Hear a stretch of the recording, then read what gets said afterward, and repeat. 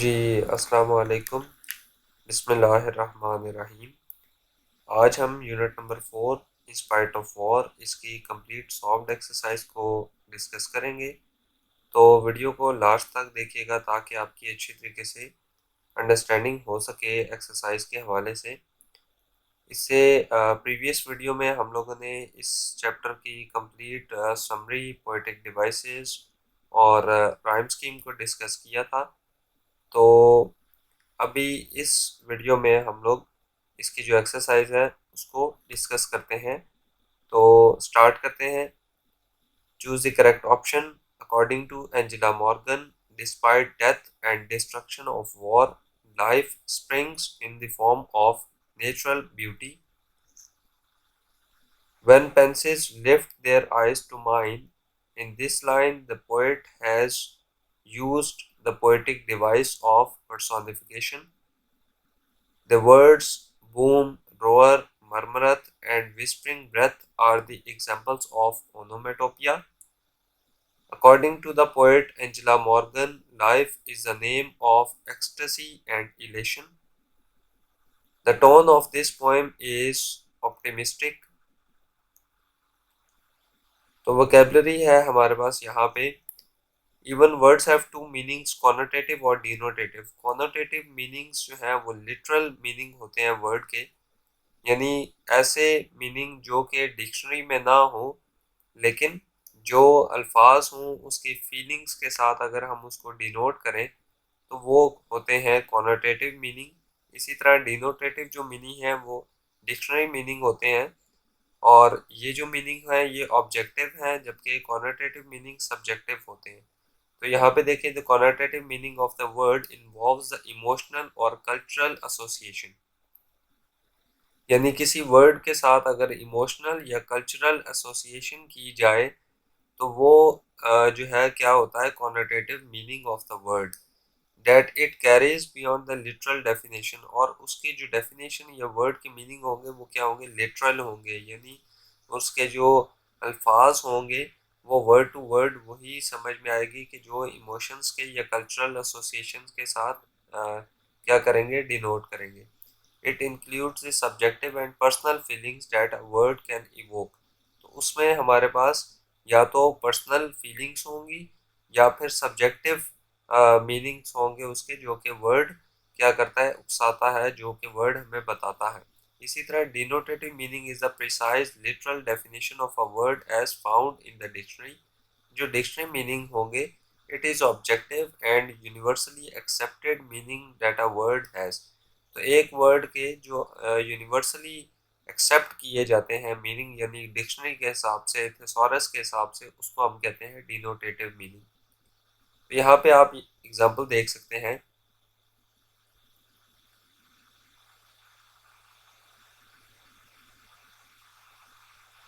यहाँ पे आप एग्जांपल देख सकते हैं कि denotatively war refers to the state of armed conflict between different nations और different groups within a nation. तो अगर एक वार वर्ड है उसको देखा जाए डिनोटेटिवली तो उसका मतलब होता है कि दो नेशंस या दो ग्रुप्स के दरमियान में लड़ाई झगड़ा होना, यानी ये एक डिक्शनरी डेफिनेशन है। तो इसी की अगर हम कॉनोटेटिव मीनिंग देखें, यानी कल्चरली अगर इसको हम देखें या इमोशनली इसको हम देखें, तो वॉर में इवोक वेरियस इमोशंस, इसका मतलब होता है कि उसमें ज़्यादातर इमोशंस को वो क्या करता है, उकसाता है, associations and values depending on the context, और कॉन्टेक्स्ट के हिसाब से वो अपने मीनिंग्स जो है वो बताएगा। It can be associated with negative connotation. उसकी नेगेटिव कॉनोटेशंस क्या हो सकती है कि तबाही है, जितना भी लॉस है वो है, सफरिंग्स है, और वायलेंस वगैरह है। तो इसी तरह से आप यहाँ पे वर्ड्स आपको गिवन है, तो इसी तरह से पॉजिटिव जो कॉनोटेशन होती है, good associations with any word make it positive connotation. For example affordable एक वर्ड है, उसके अगर हम पॉजिटिव पॉजिटिव कॉनोटेशन देखेंगे तो affordable almost always refers to a minimal price point that is manageable for a buyer, यानी affordable ऐसी अगर हम उसको कॉनोटेटिव पॉजिटिव कॉनोटेटिव के हिसाब से अगर हम देखें तो वो ये कहता है कि वो अफोर्डेबल, यानी वो बंदा जो कि चीज़ खरीद रहा है उसके लिए ये अफोर्डेबल है, मिनिमल प्राइस है जो कि वो उसको अफोर्ड कर सकता है। तो इसकी अगर हम नेगेटिव मीनिंग देखेंगे तो वो क्या होगा, the words become automatically associated with something negative. For example, affordable things can be called cheap. तो इसका मतलब ये नेगेटिवली क्या होगा कि वो चीप है, वो बहुत ज़्यादा जो है इसको हम नहीं बाय कर पाएंगे, which has a negative additional meaning of being average in the quality. तो क्वालिटी के हिसाब से वो बहुत चीप है, उसको हम बाय करना पसंद नहीं करते, तो ये हम नेगेटिव कॉनोटेशन देख रहे हैं। इसी तरह न्यूट्रल जो है वो अगर हम देखें तो words with additional meaning that do not have positive और नेगेटिव एसोसिएशंस। तो ऐसे वर्ड्स जिनके ना पॉजिटिव हो ना नेगेटिव हो, उसको हम क्या कहेंगे कि ये हमारे पास न्यूट्रल है। तो इसी तरह से यहाँ पे ये हम देखते हैं कि पॉजिटिव कॉनोटेशन ओवरलुकिंग जो वर्ड है इसकी नहीं आएगी, इसी तरह से उसकी नेगेटिव भी नहीं है, इन दोनों की ना पॉजिटिव होगी ना नेगेटिव, तो ये सारे वर्ड्स की न्यूट्रल होगी, यानी इनकी जो कॉनोटेशन है वो न्यूट्रल है। नेक्स्ट टेंसेस देखते हैं हमारे पास। तो ये जो है वर्ब के टेंसेस अगर हम देखें, प्रेजेंट, पास्ट एंड फ्यूचर, ये बेसिकली तीन टाइप्स ऑफ हमारे पास टेंसेस होते हैं। प्रेजेंट है, पास्ट है और फ्यूचर है। प्रेजेंट, पास्ट और फ्यूचर फेल हाल है, फेल माजी है और फेल मुस्तकबिल है।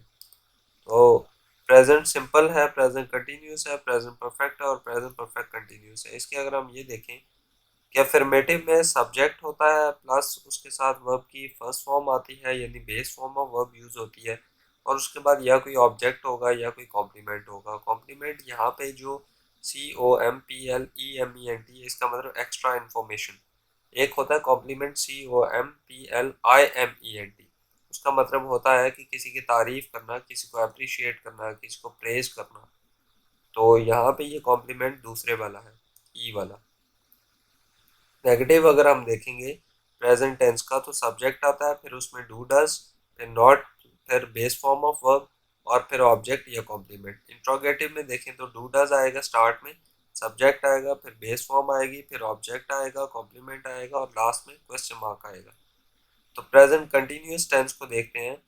अफर्मेटिव है, सब्जेक्ट है इज एम आर, इसका हेल्पिंग वर्ब होता है, और मेन वर्ब उसमें फोर्थ फॉर्म ऑफ वर्ब लगेगी, यानी प्रेजेंट पार्टिसिपल, जिसका नाम है प्रेजेंट पार्टिसिपल, उसके बाद ऑब्जेक्ट है और कॉम्प्लीमेंट है। नेगेटिव में अगर हम देखें तो सब्जेक्ट में हेल्पिंग वर्ब के साथ इज एम आर के साथ नॉट आएगा, फिर मेन वर्ब आएगा यानी प्रेजेंट पार्टिसिपल, और उसके बाद ऑब्जेक्ट या कॉम्प्लीमेंट। इंट्रोगेटिव में देखें तो एम, इज और आर ये स्टार्ट में आ जाएंगे, और उसके बाद सब्जेक्ट आएगा, फिर मेन वर्ब आएगा यानी प्रेजेंट पार्टिसिपल, और उसके बाद कॉम्प्लीमेंट या ऑब्जेक्ट और देन फिर क्वेश्चन मार्क। तो यहाँ पे प्रेजेंट परफेक्ट में अगर हम देखें तो सब्जेक्ट है, फिर हैज हैव उसका हेल्पिंग वर्ब है, और मेन वर्ब में प्रेजेंट पार्टिसिपल यानी third form of verb plus object और कॉम्प्लीमेंट।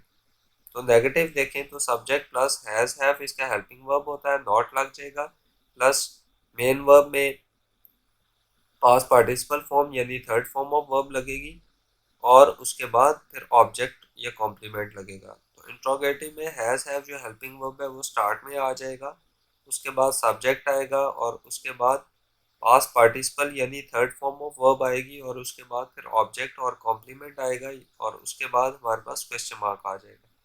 इसी तरह से प्रेजेंट परफेक्ट कंटिन्यूस को अगर हम देखें तो यहाँ पे अफर्मेटिव का जो स्ट्रक्चर है वो सब्जेक्ट प्लस हैज़, हैव और बीन, प्लस इसके पास मेन वर्ब में आ जाएगा फोर्थ फॉर्म ऑफ वर्ब, और फिर ऑब्जेक्ट है और कॉम्प्लीमेंट, और इसके साथ हमारे पास सिंस और फॉर हम लगाते हैं टाइम पीरियड के लिए। अगर एग्जैक्ट हमें टाइम पीरियड मौजूद हो या पता हो तो उसके लिए हम जो चीज़ लगाते हैं वो सिंस लगाते हैं, और अगर एग्जैक्ट टाइम हमें पता ना हो तो हम फॉर लगाते हैं। ठीक है, जैसे the students have been studying for 3 hours. अब 3 आवर्स हमें ये नहीं पता कि कौन से वाले 3 आवर्स हैं पूरे दिन में से, लेकिन इतना पता है कि 3 घंटों से वो पढ़ रहे हैं, तो इसके लिए हम फॉर लगाएंगे। इसी तरह the students have not been studying for 3 hours, वो 3 घंटों से नहीं पढ़ रहे, तो यहाँ पे हमें नहीं पता, तो ये फॉर हम लगाएंगे उसके लिए कि जब हमें किसी एग्जैक्ट टाइम का पता ना हो। फिर इसी तरह इसका नेगेटिव देखें तो सब्जेक्ट आएगा has have plus not plus been plus main verb में present participle form of verb, object और कॉम्प्लीमेंट, फिर सिंस और फॉर और टाइम पीरियड। तो इंट्रोगेटिव में सेम वही चीज़ है कि हेल्पिंग वर्ब स्टार्ट में आएगा, बाकी स्ट्रक्चर सेम रहेगा। Subject plus been plus main verb में present participle form of verb, और उसके बाद ऑब्जेक्ट और कॉम्प्लीमेंट और फिर सिंस और फॉर। तो यहाँ पे हमने इसी टेंसेस के हिसाब से इसको फिल करना है। Fill in the blanks by using the correct form of verbs, हमने करेक्ट फॉर्म ऑफ वर्ब्स के हिसाब से उसको फिल करना है। In the bustling city of Karachi where the sun shines brightly in the sky, a young boy named Faisal wakes up every morning to the sounds of birds chirping. Today's Today is a special day and Faisal is waking up with a sense of excitement. First he offers Fajr, recites Quran, and then he goes to the kitchen. He prepares a nutritious breakfast to start the day right. After that, while he is getting dressed, there is a feeling of anticipation as Faisal has planned a busy schedule for school. Faisal has been working hard since his childhood. He has been studying first for the last 5 years. Now he is the head boy of the school. तो ये हम लोगों ने fill करना था tenses के हिसाब से करेक्ट फॉर्म ऑफ वर्ब्स को। उसके बाद नेक्स्ट हम क्वेश्चन देखते हैं, use correct form of present perfect tense in the following. तो प्रेजेंट परफेक्ट टेंस हमने यूज करना है, he has already eaten lunch, I all I always have dreamed of using one, let alone having one of my own. When I went into my mother's bedroom to take Charles' passport, I came across the photograph hidden away amongst the other documents and letters.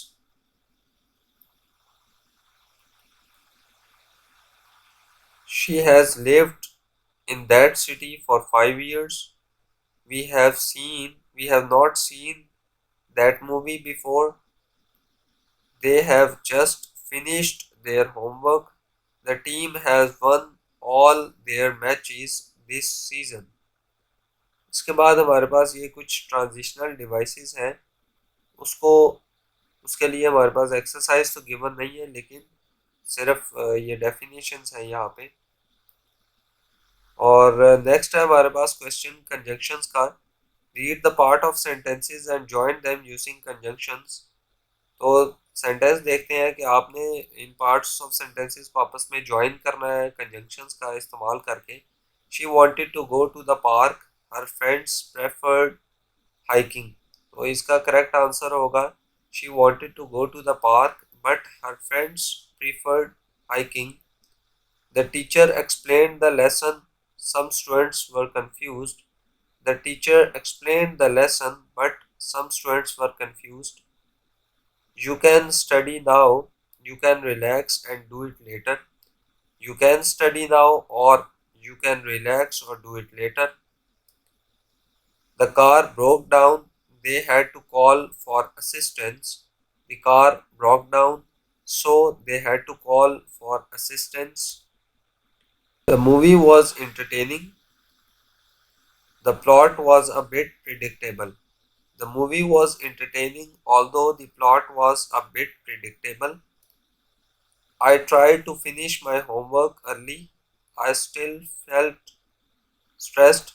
I tried to finish my homework, but I still felt stressed. तो यहाँ पे यह हम लोगों ने conjunctions का इस्तेमाल किया है।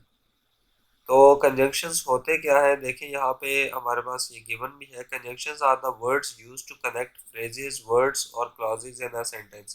कंजंक्शंस कहते हैं कि ऐसे वर्ड्स को कि जो दो सेंटेंसेस के पार्ट्स को आपस में मिलाएं।